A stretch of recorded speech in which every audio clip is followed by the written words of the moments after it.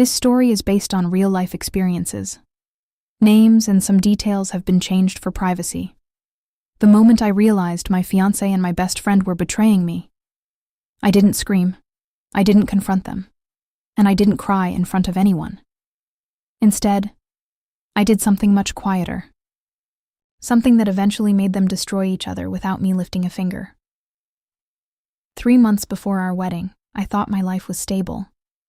Not perfect, but stable in the comfortable way people in their early 30s hope for. I lived in a small apartment just outside the city, worked as a project coordinator at a construction firm, and had been with my fiancé Daniel for almost 4 years. Daniel worked in IT support for a logistics company. He wasn't flashy or overly romantic, but he was dependable, the kind of guy who fixed things around the house, remembered to pay bills on time, and texted me every day around lunch asking if I had eaten.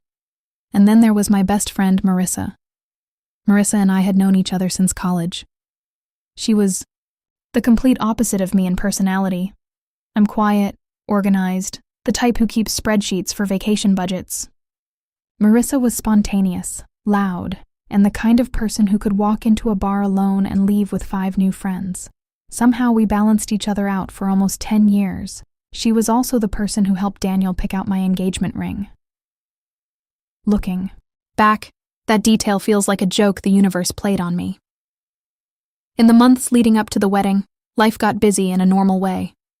My weekends were filled with small wedding tasks, meeting with a florist, tasting cakes, arguing with my mom about guest lists. Daniel was stressed with work, often staying late to fix network outages or system updates. Marissa came over a lot during that time. Sometimes she'd help me plan things.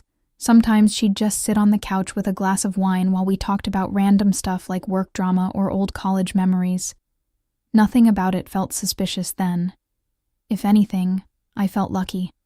My fiancé and my best friend got along. That seemed like a good sign. But the first crack appeared in the most boring way possible: a forgotten phone charger. One Thursday evening, I stopped by Daniel's apartment after work. We didn't live together yet because my lease still had a few months left, but I spent a lot of nights there. When I walked in, the place was quiet. Daniel texted earlier saying he'd be late, so I figured I'd wait. Maybe order takeout. Well, I was plugging in my phone near the couch. I noticed another charger already there. It wasn't Daniel's. I knew that because Daniel used an Android cable, and this one was clearly an iPhone charger. At first, I assumed it belonged to a friend who visited. But something about it bothered me. Daniel didn't usually have people over when he wasn't home. He was more of a meet people outside kind of guy. I pushed the thought away. Until 2 days later. That Saturday, Marissa came over to my apartment to help me look at bridesmaid dresses online. About an hour into it, she suddenly started patting her pockets and said, "Wait, I think I lost my charger." And then she described it. White cable, slightly bent near the end with a tiny piece of blue tape wrapped around it so she could recognize it. My stomach dropped in a way that felt almost physical, because that was exactly the charger I had seen in Daniel's apartment. At that moment, a thought entered my mind that refused to leave. But I still didn't want to believe it. Because Marissa had been my best friend for 10 years, and Daniel was about to marry me. But the night everything finally became clear was the night I showed up at Daniel's apartment unannounced, and what I saw inside that apartment made one thing very clear. They thought they were getting away with everything. They had absolutely no idea I had just walked in, and that ended up being their biggest mistake. Because instead of reacting the way they expected, I started planning. The strange thing about betrayal is that when you finally see it with your own eyes, your brain doesn't react the way you expect. People imagine screaming, throwing things, dramatic confrontations. But when I pushed Daniel's apartment door open that night and saw them together on the couch, the first thing I felt wasn't anger. It was silence. My mind went completely quiet. Marissa was sitting close to him, almost tucked into his side, her legs pulled up on the couch like she belonged there. Daniel had his arm around her shoulders. The TV was on but muted, and an empty wine glass sat on the coffee table. For a second, neither of them noticed me. Then Marissa looked up. Her face changed instantly. The smile disappeared like someone had flipped a switch. Her eyes widened. Daniel turned next. The takeout bag slipped from my hand onto the floor. Nobody spoke. Finally, Daniel said, "Emma." I raised my hand slightly. "Oh," I said quietly. "So this is what's been going on." Marissa stood up quickly. "Emma, this isn't what it looks like." I looked at her for a long moment. "What does it look like, Marissa?" She didn't answer. I grabbed my purse. "You know what?" I said. "Don't worry about the food." And then I walked out. No screaming, no crying in front of them, just walking away. But later that night, something changed inside me. I realized something important. If I exploded, they would just become the victims of my anger. So instead, I stepped aside. And sometimes stepping aside is the most dangerous thing you can do.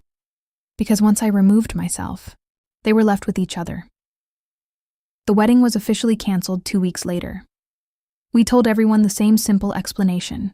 We realized we weren't compatible long-term, no drama, no accusations.